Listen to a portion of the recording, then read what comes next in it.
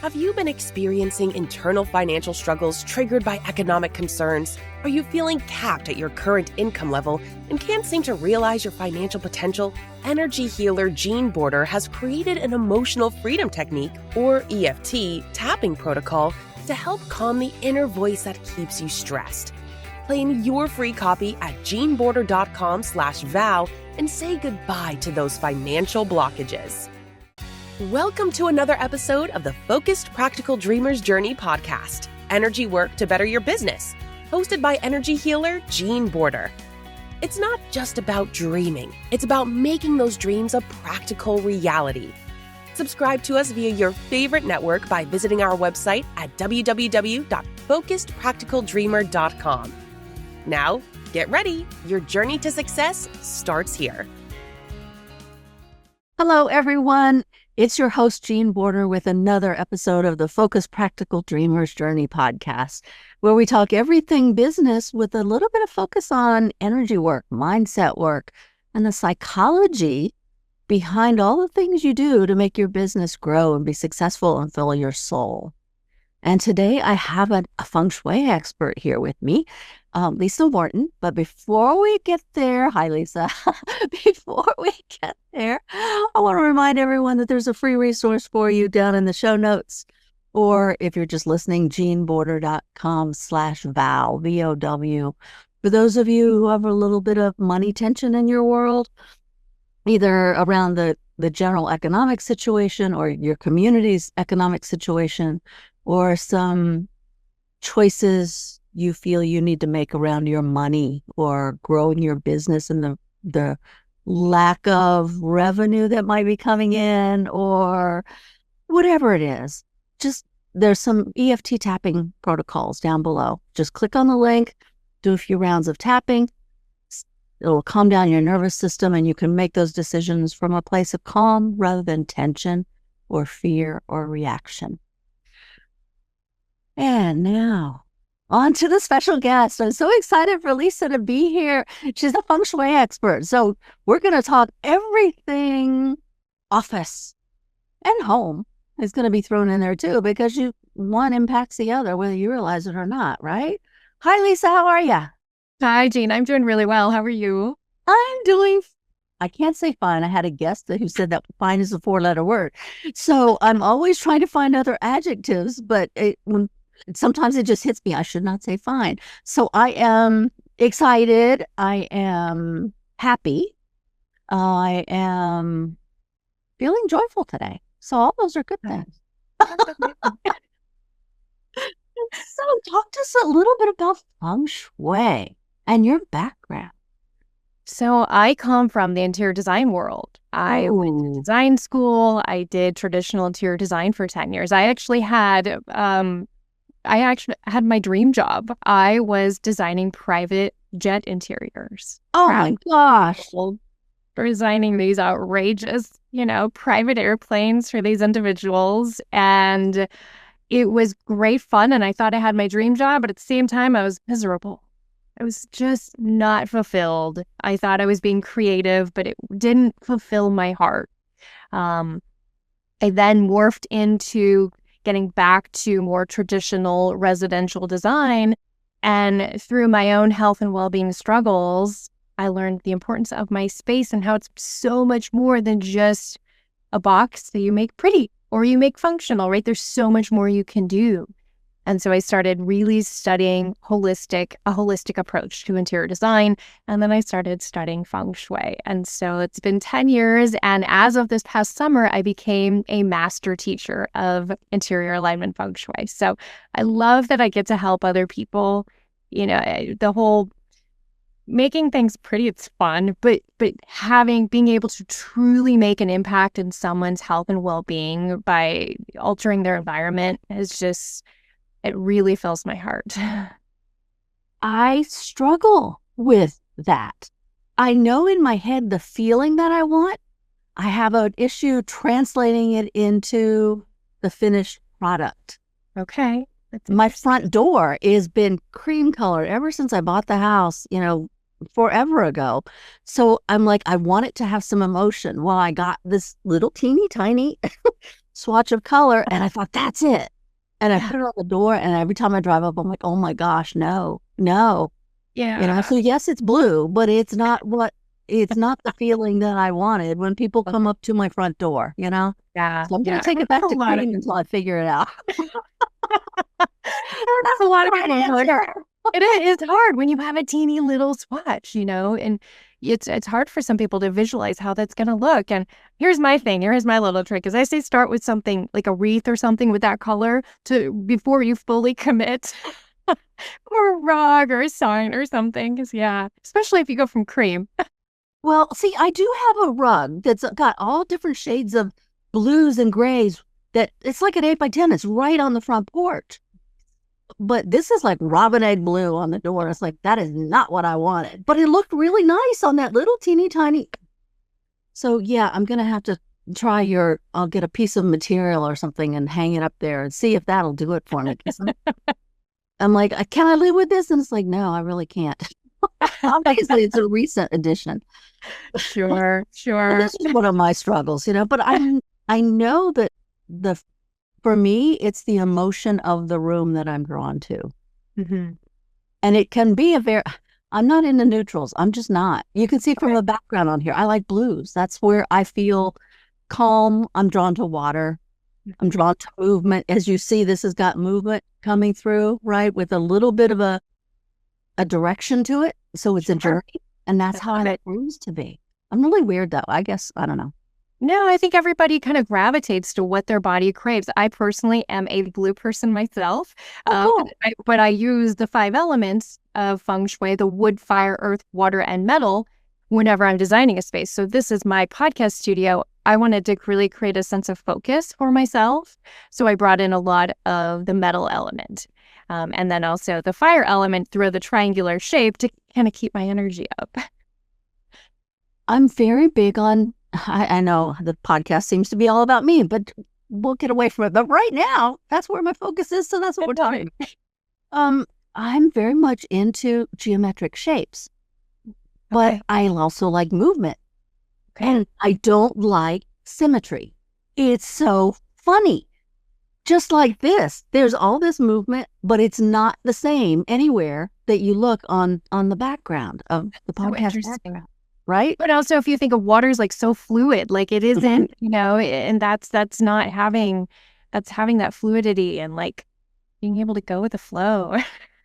Yeah, it's hilarious though. I know things about me that I gravitate towards and that I don't like, but putting them all together and creating, I'll try this and I'll try that and I'll try this and I'll try that. Eventually I'll like the feeling of the room.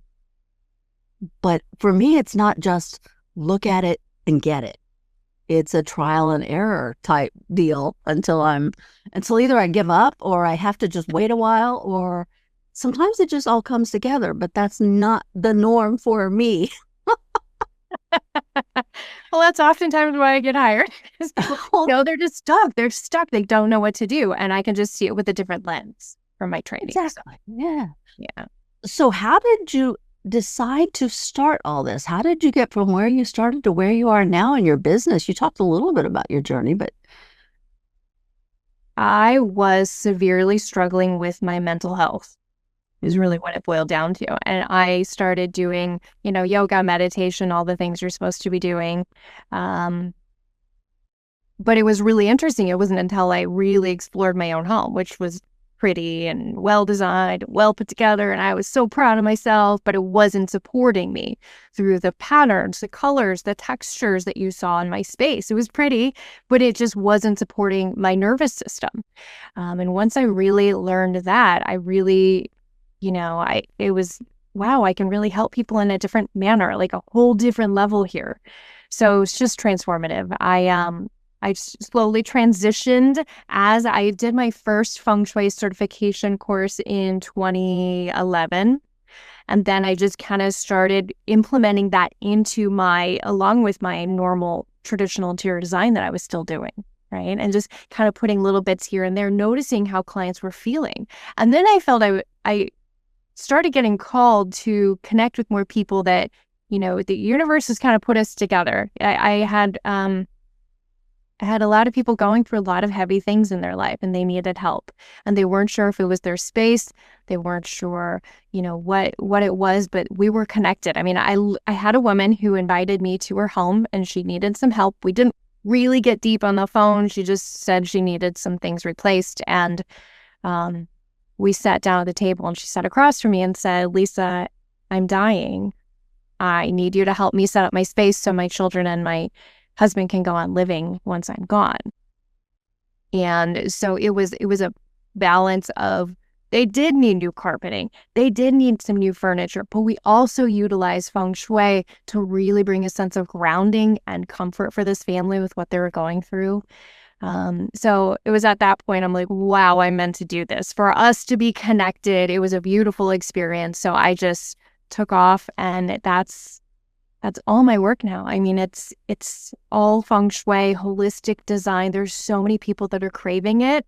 And I honestly see that as the future of, that's going to be more than normal traditional design. It's going to be less of the, it's still going to be pretty, but there's going to be more of this holistic approach to looking at our spaces. Once more and more people realize how it impacts them, right?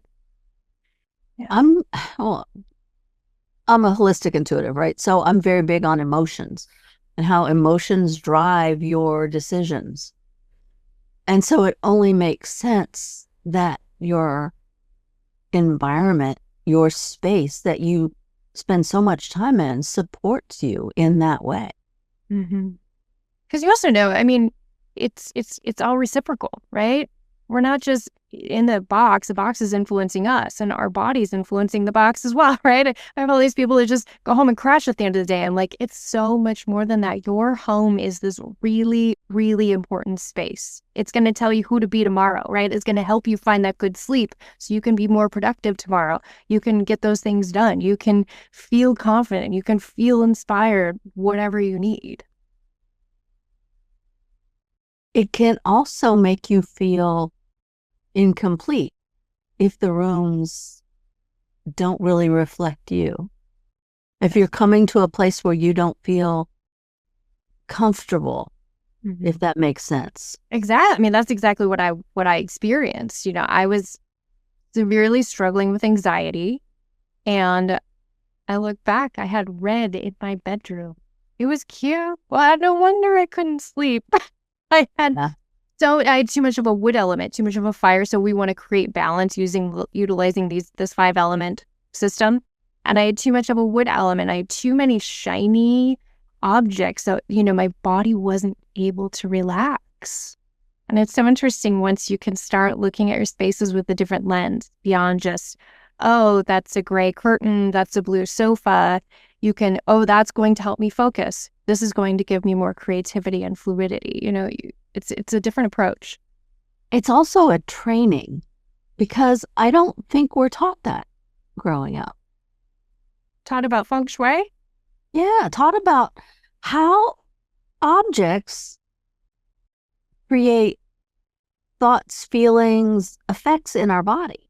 Yeah, I think so many people just think it's just a box sitting there. It's just a table, but everything is influencing. Everything is Feng Shui, and you're constantly, affecting the energy of your space, whether it's good or not so good. Everything you bring in from what you have in your grocery sack, right? Is it healthy, good vegetables that's going to make you feel good, and beautiful fruits you can put in a bowl? Or is it bags of junk food and Doritos that isn't going to make your body and your home feel better? So everything you bring in affects the energy of your space, and then in turn, your body. So let's translate that to your office. So many of us work from home now, right? But even if you don't work from home, say you are still with an employer and they decide the colors, they decide the metal all over the place, they decide the chrome and the shiny stuff, and you're stuck with that. Where do you start to make it feel comfortable for you or supportive you? If you feel more comfortable with the materials around you, you're going to produce better. You're going to, there's less sick days. You need natural sunlight. So I say, don't be afraid to bring some of those items into your your space, your office, your cubicle. I've literally gone into cubicles and we've brought in a plant. Nature is powerful. Sure, it may not get sunlight every day, but there are a lot of low light plants. Take it, I had a woman and she rented a window from someone. She didn't have a window for her plant, so she rented a window on the weekend, and it was a joke, between them. And the plant got to enjoy the sun over the weekend, and during the week it came back to sit in her cubicle. Another That's thing funny. Sorry, but that's funny. Another thing I love to do is I always have a throw on the back of my chair, and I encourage anyone, to do this. You can throw, get a different color. So if you're needing to uplift your energy, get a pretty throw. Just because it's an office chair doesn't mean you can have a throw on the back of it. If you need more grounding, more, feeling more stable and secure and safe, maybe more of an earth, a beige, tan, brown. And then when on chilly days, you can wrap it around your shoulders. Excuse me. I love to do that with fuchsia. During the winter, I get the winter blahs. So I have a fuchsia throw that I put on my shoulders and just uplift my energy. I'm very much, I used to spout it a lot in my younger days. Why be normal? Find what makes you smile, what makes you happy, and put a little bit of that around you. Right? Definitely. Bring in artwork. Another really important thing is, gosh, those overhead fluorescent lights are just so awful. They don't make our body feel good. So bring in a small lamp. There's no reason you can't bring in a small table lamp with a nice warm glow that will completely transform the way you feel. Your shoulders will drop. You'll be able to just feel more comforted by having some of that warm light. Those fluorescents are still going to be on, but it will still impact you. It's very interesting. Part of what I do is look for toxicities in people, right? And so with me, before I left my day job, I was in one of those situations. Fluorescent, the big, long, chunky fluorescent lights everywhere. And so every week I would have to release all that toxicity from my system, right? It's very interesting, the things that your body tells you. Yes. That if you pay attention, you naturally say, oh, let me bring in this, let me bring in that. And it counteracts because your body's talking. We just don't always understand what it's trying to tell us. I love that. Yeah, definitely. Oh my gosh. And by bringing in these natural materials and just some, like I said, like a cute little picture frame, and you can go beyond just posting, I'll see some people post pictures of their kids up with, on a cork board with a push pin, but put it in a frame. Make it feel really nice. Do those little extra steps to make it feel more comforted, more homey, more, intentionally placed, right? Because that will help as well. Really creating and crafting a space to support your body.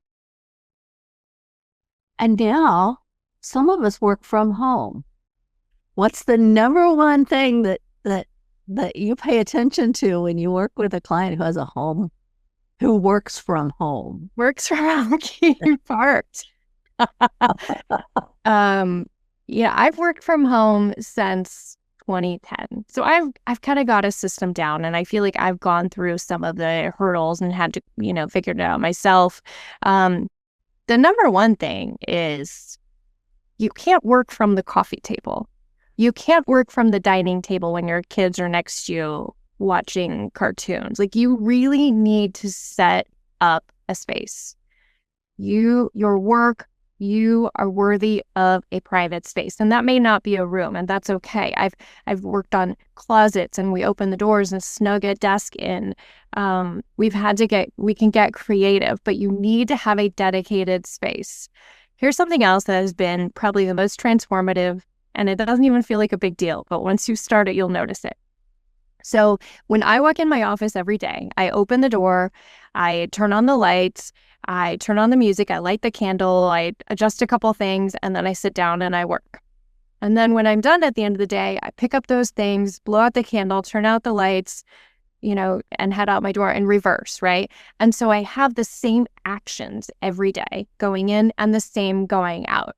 And that helps, by having that, it helps cue your body into, I'm in work mode now, right? Even though I'm at home, I'm in work mode now. And then by doing it in reverse, again, it sounds silly, sounds easy, but it really tells your body, I'm off duty. It's time to devote time to my family. It's time to go on that walk and enjoy it and close the door to the office, close off that work, be done with it. Because I know how hard it is. Years past, I'd be sitting there at the dinner table. I'm going to run back up and send one more quick email.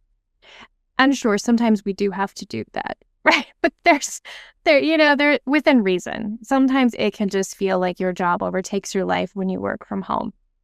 So setting up those routines of cueing your body into work mode, and maybe that's playing a certain song when you walk in. For me, I love a certain scent, so I always light a certain candle. It puts me into that work mode. So cue your body in and also cue your body out, and it will help let you go and enjoy your time with your family and loved ones. I like that process. That sounds really cool because it's something you don't think of, right? When you work away from home, you do have a set pattern going into the office and coming home from the office. But when the office is right down the hall and it's easy to just pick up that paperwork or take that laptop with you to the couch while you're doing whatever, it's a bit of a different situation, and it requires you to set the intention, this is my workspace. Mm-hmm. I will set boundaries within my home to support my family and to support my job. Mm-hmm. Because if you're working for yourself, it is a job. It can be your passion, but it's a job. It is, it definitely is a job. And I do sneak out sometimes on the nice days. I'll go sit on the back porch and take my computer, but I know that I can't do those really important, vital tasks. I might do something a little more fun out there. If I really have to focus, I really have a deadline, then I have to be in my office. And I know that, and I feel good going in there because I know I will be successful getting it done. In my world, we call it boundaries. You set boundaries of what is family time, what is work time. And you also set boundaries with clients, right? When will I be available to clients? How much of myself am I willing to give up to make my client happy, right? Am I going to stick to these times and these procedures, or am I just going to let them pull me around? I think it's especially just as my experience being an entrepreneur, it's so much more important to set up those ground rules before you even begin. This isn't really a space thing, but just a business thing, I guess.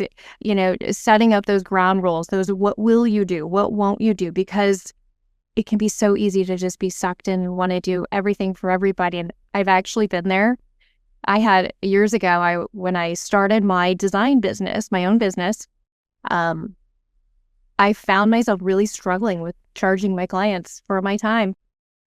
It was definitely a hurdle I had to go through. And I was doing interior design and beautiful homes, and I knew what I offered was worthy. There was something, right?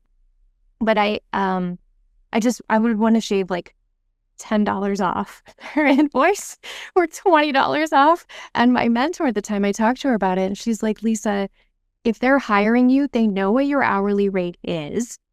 $10 to them is not a big deal. $10 to someone else who doesn't know where their lunch is going to come from today is a really big deal.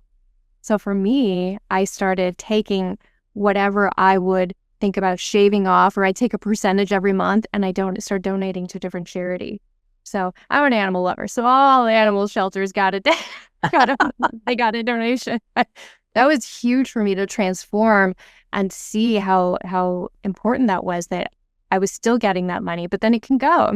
Again, $10 to one person might not be anything. To another, it can be huge. Back a while ago, I was flipping houses, right? You buy one at a foreclosure sale or a sheriff's sale or whatever, and you fix it up and you make it pretty again and you sell it. And I was one of the contractors that I was working with. We had the conversation just about what you were saying. Some people, to certain people, $10 was a really big deal, right? And in this one instance, someone was coming to my mom to borrow $10 so she could have gas money. Wow. And I had this conversation with this guy. I'm like, we think in terms of like $100, and she thinks in terms of $10. Mm-hmm. And so that awareness was pretty huge at the time, right? That we were in this place that was different than this person, but we had the exact same issues, just with an extra zero attached, or an extra 2 zeros attached, right? Or sometimes an extra 3 or 4 zeros attached. But it's the same issues, just a different amount of money, right? Sure. So the emotions are all there. The issues are all there. They're slightly different, but we're all the same people, right? Living in the same world. Mm-hmm. And in the end, too, all that money, it just keeps everything flowing. It's all energy. It just keeps flowing. So just keep it flowing. The bit you said about... Let's look back into that. You said the word worth, right? Unworthy, self-worth. And that is common with, at least I find it to be common with people just coming into business, feeling comfortable charging clients. Mm-hmm. Especially, I think if it's like your passion, right? If it's your passion, you love what you do. I felt so fortunate that I didn't have to go to a job that I didn't want to do. I got to do what I love to do. And it was really, really hard. My goodness. And it's a heavy feeling, I think. But on the other side to that, you're giving the client something that they don't have on their own, right? So they value that, mm-hmm. and it's your responsibility to value it as well. Mm-hmm. I love that. Yeah. Where were you 10 years ago? I could use this talk 10 years ago. There we go. So now I've got a home office, but things are piling up. Oh, okay. Yeah. There's stages to everything, right? I get this one issue taken care of, but now this thing pops up. So now what do? I've got this desk, and it happens to be in a closet, but it's a pretty closet. I've got really cool stuff hanging up all around that make me happy. Love it. Yeah. But I've got all this paperwork. Oh my gosh. Paperwork is a lot. Any type of clutter is distracting. Even I worked with a woman who, I was looking at her desk, and what she was looking at all day, she had these bookshelves, and they were cute, but they were filled with books, filled with randomness. Her kids had brought little trinkets, and it was just completely filled, right? So it mimicked the essence, the feeling of clutter. So even though it had meaning, your eyes were constantly going from colorful books to little pieces, little mementos, things her kids put in there, a stuffed animal, right? And it just cues our body away from focusing. And all this clutter, all this paperwork does the same thing. We're subconsciously reacting to it, whether we realize it or not. I am a big believer in spending 10 minutes at the end of the day. Schedule it in your calendar. This is a can't miss appointment to pick up before the end of the day. And then when you come in, you're going to feel so much better and so much more refreshed. It's also just kind of manifestation. You're going to bring new opportunities in if you get rid of all that stuff that's in the way of it, right? All those piles. And yeah, it might take more than 10 minutes once in a while, but if you get in a routine, it's so much easier. The other thing I see a lot is emptying the waste bin. When was the last time you emptied the garbage bin in your office? Is it overflowing and you're like smashing things down? Do you have 5 extra coffee cups, from throughout? I don't know, but I bring like coffee mugs or glasses, and I'll have like 5 at the end of the day. But do they sit there? Because, there might, I see wrappers. Some people have like food wrappers and stuff. And just because it's at home doesn't mean it's not important to pick up, to refresh, to regroup. Make that part of your 10 minutes. Pick up the paper, pick up those glasses, maybe wipe things down to keep it nice and clean. nice and tidy. The other part to that is that it becomes so normal we don't even see it anymore. Yeah. And so it continues to pile. Yeah. We create a new, it's not junk because it's all important and you got to get to it, even if it's just to file it, right? Or to shred it or whatever.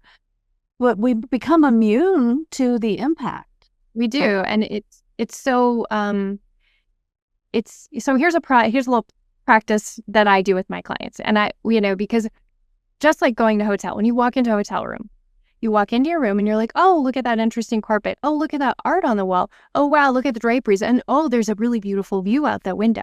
But when we're at home, we don't see that, right? We don't recognize it, but it's still affecting our body subconsciously. So what I do is I have my clients, and you can do this to your home office, but have them take a walk around the block and come back to their front door and really get grounded and really enter with the mindset that you are a guest and you've never been here before.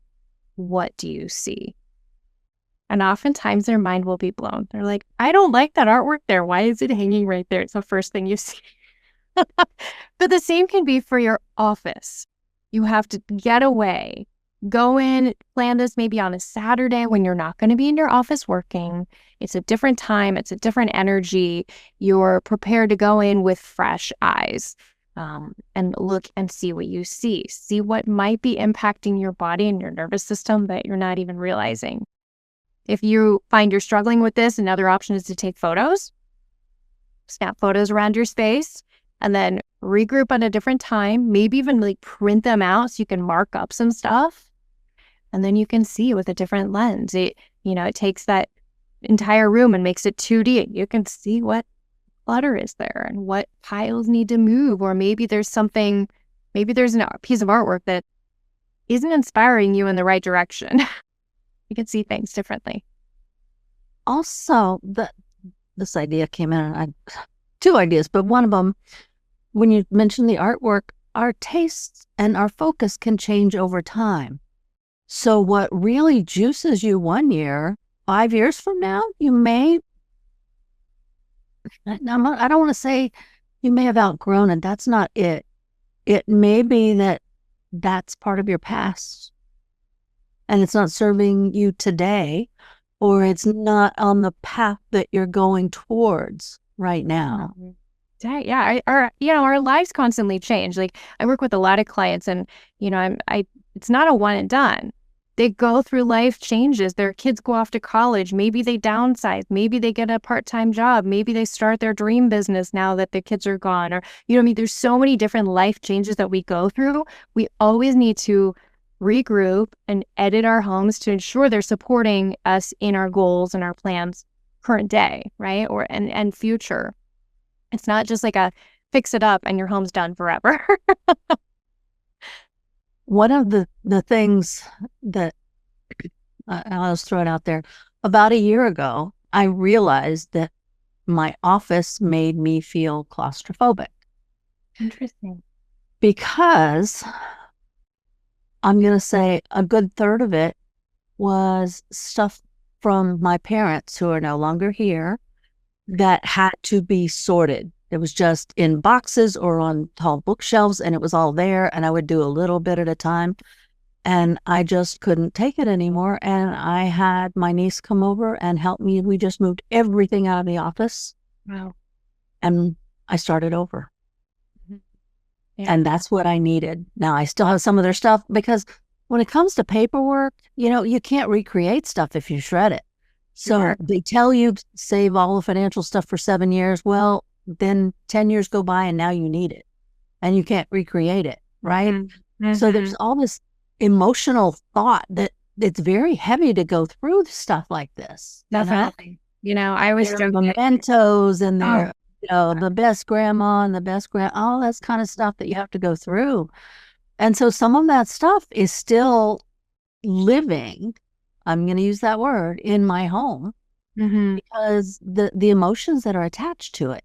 Sure. It's just a little piece of plastic, or it's a piece of metal, or it's a piece of paper, but it's not. It's emotional. Sure. But if, I always say this, just because someone gave you something at one time doesn't mean they expect you to keep it forever.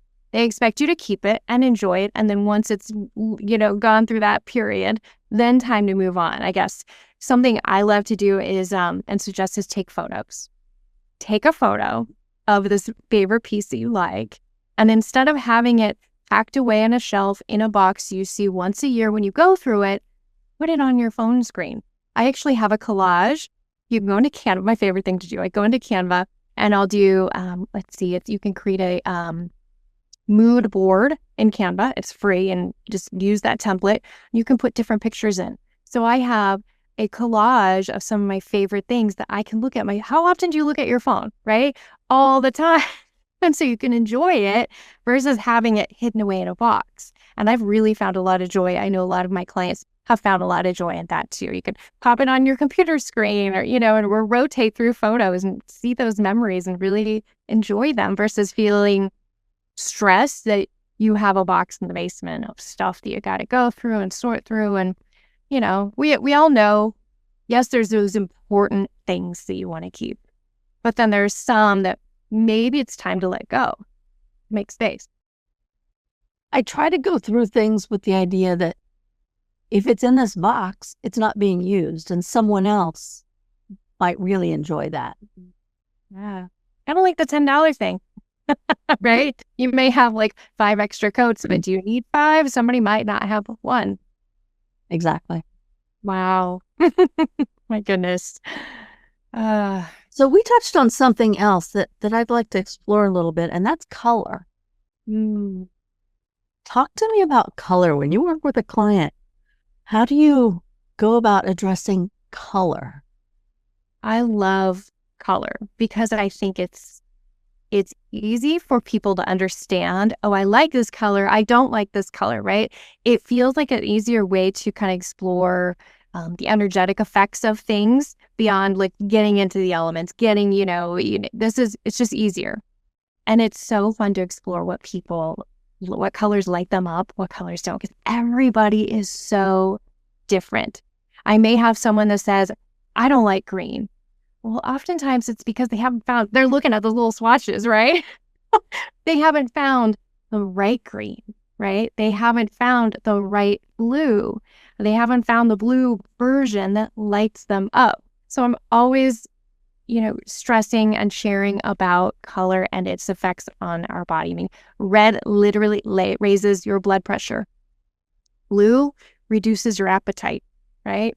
Blue brings in creativity and connects to your intuition, and green is fun for harmony and balance, but also growth and moving forward. So if you're starting a new business, you want to bring some green into your life.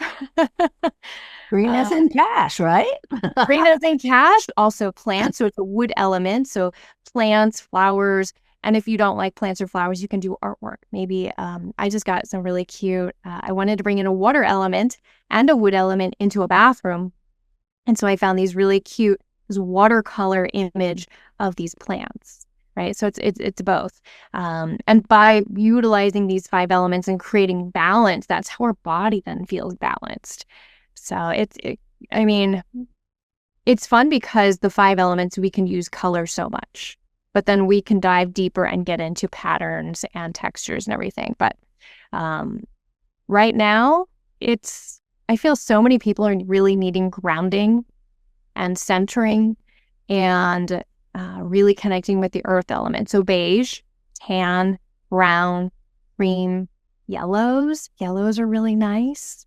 That's another one. It's like they're a yellow lover or they're really not a yellow person.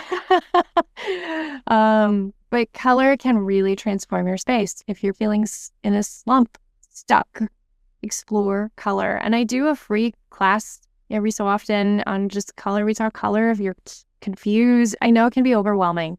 And looking at the wall of the paint swatches doesn't help. But also experiment small. I say start small. Get a throw on the back of your chair in a color and see how you feel around it. Maybe you want to bring in more.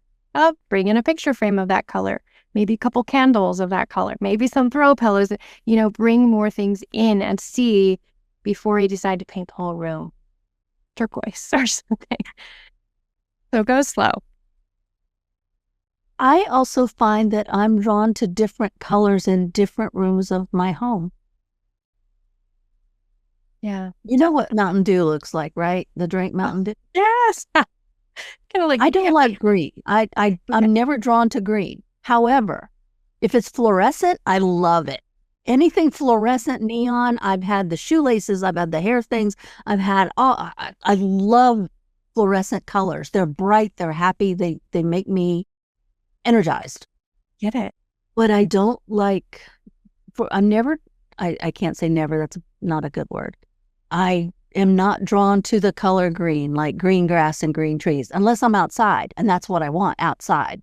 Sure.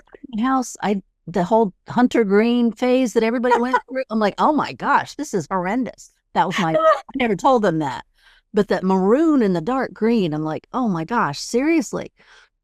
However, when you walk into my living room, it's Mountain Dew green, and I love it. That's hilarious. Yeah. And my furniture is like almost like a royal navy blue. Oh, pretty. You have that. Almost like is it like a chartreuse almost, or just really bold? Oh, it's bold. It's really bold. So I've got the Mountain Dew green and with the royal blue, and then I've got accent colors that mute it a little bit, but that makes me happy in the living room. That's awesome. In the family room, it's browns with muted blues with blue gray. So it's a different feel to me. That's how I work. Love it. I go for the feel, you know? Well, that's what you should do. This whole idea. So really funny. I'm like chuckling inside because all the trends right now are hunter green, burgundy. It's all the 90s all over again. So prepare yourself. No, please. Not just in fashion, but like in interior spaces, the colors, the color of the year for everybody for 2025. It's all like burgundy, maroonish, and it's so funny. I can't help but chuckle. But you need to bring back the neon. Bring back the neon. Fluorescents are great. I love the fluorescents. So funny. So, you need to pick what works with you and your body, what you're craving. Don't follow a trend. I know there's all these design shows on TV and they're like, oh, what should I do? That's the trendy thing. Forget about trends. Just use them as a little inspiration. Like, hey, I never thought about that. Would I like that? Right? It's interesting with you liking neon because that's considered a fire element. So really high energy, which is interesting because you might notice as people come into your space, they might not like that room. If they're feeling more anxious or more stressed out, they might end up in the other room with the grays and the blue. So it might be a really interesting experiment to have a holiday party or something, just see where people gravitate. Well, also I gravitate. I'm very much a sun baby, okay? A water baby and a sun baby. I'm the one who would lay out in the sun for hours at a time, spend all day long at the swimming pool, just in the sun. And in my home, the living room faces east and the family room faces west. So I follow the sun. In the mornings, I have to be in the living room. And then when the sun gets over top the house, that's when I gravitate towards the back of the house. So the sun is here. And it's very interesting. Well, I mean, you like the neon, so you're craving that high energy of the sun. Yeah. But I think it's really fascinating that you also like the blue. So it's like bringing you into balance by having your love with blue. Oh my gosh.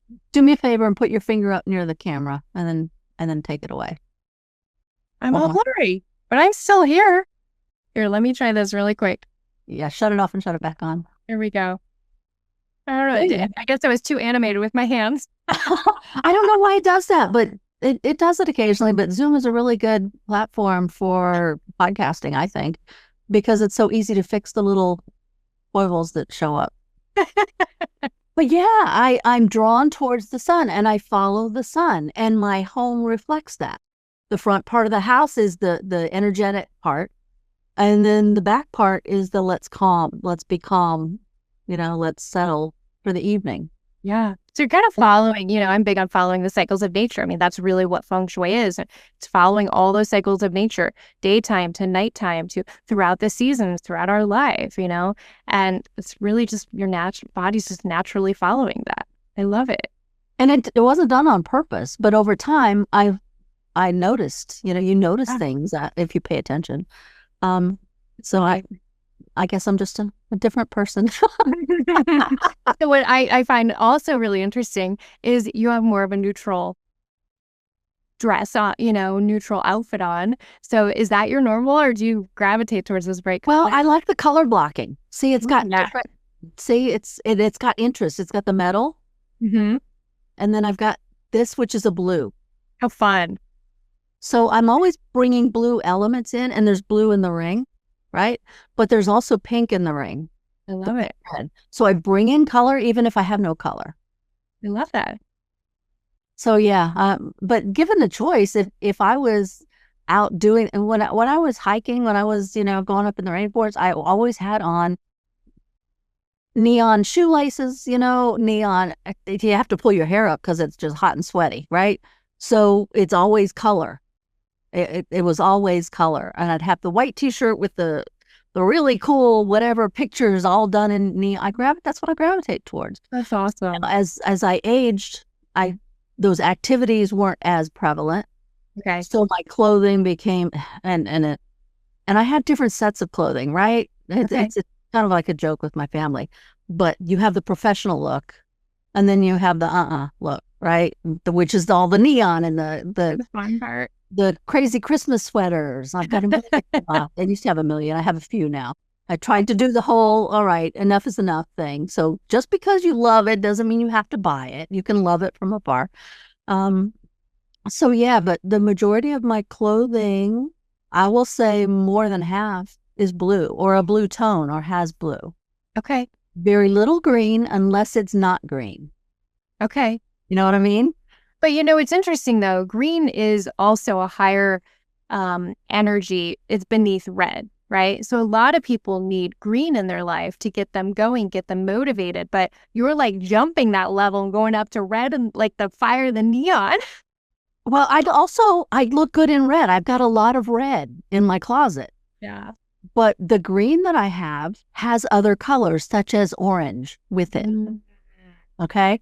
So it's not just green, and it's not the hunter green. And well, I have I don't even have any pants that are hunter green. I have some that are more a neutral green. I'm going to say gray green. I don't know what they are. I'm not a color person, but it's a lighter green than the normal green. You know what I mean? It's an off brand. But yeah, I'm not drawn to greens unless they have personality. Okay. Let me see it. I love that green. Ooh, yes. Definitely a fire element.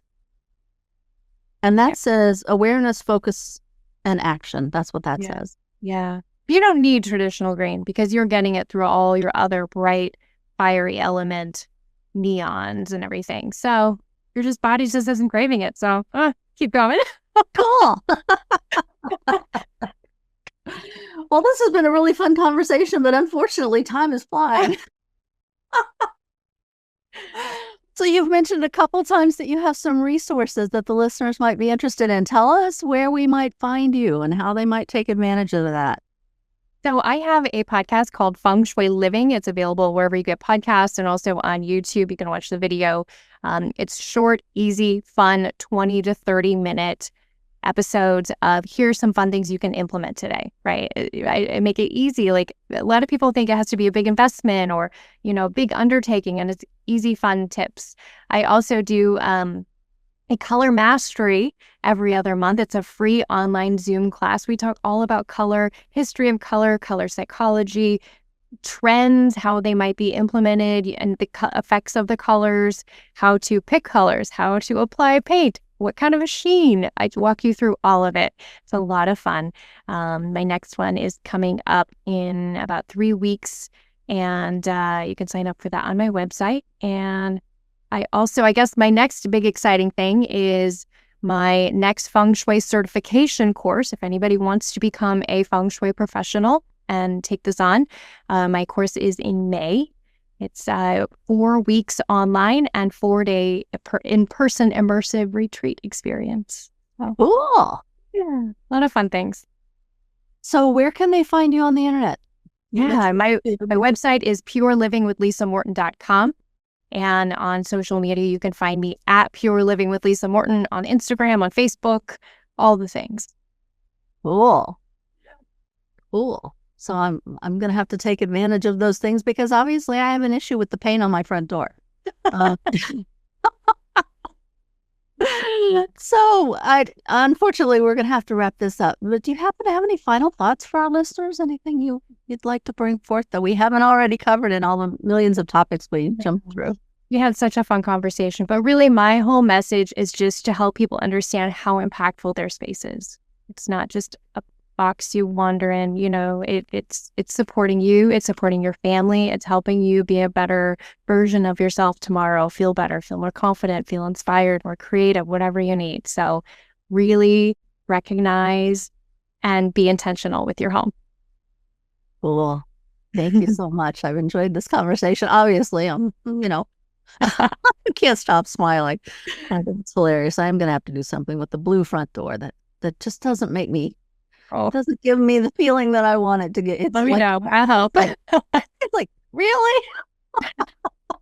But anyway, thank you so much for being here. I really enjoyed our time together. And to the listeners out there, I hope you've enjoyed this wraparound color and wraparound how your home and your business and your office impacts your world, your thoughts, your emotions, your feelings, and maybe your productivity and your revenue stream. So something to think about anyway. But this is your host, Jean Border, with the Focused Practical Dreamers Journey podcast. Until next time. We trust you enjoyed this episode of the Focused Practical Dreamers Journey podcast. Energy work to better your business, hosted by energy healer Jean Border. Remember to visit our website at www.focusedpracticaldreamer.com and enjoy even more great episodes like this one. Again, while you're here, subscribe to us via your favorite network. We look forward to seeing you next time on the Focused Practical Dreamers Journey.